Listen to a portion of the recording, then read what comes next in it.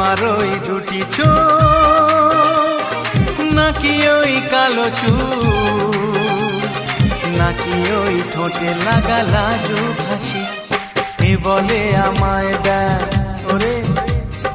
ও বলে আমায় দেখ, এ বলে আমায় দেখ, ও বলে আমায় দেখ, তোমাকে পেয়ে আমি তার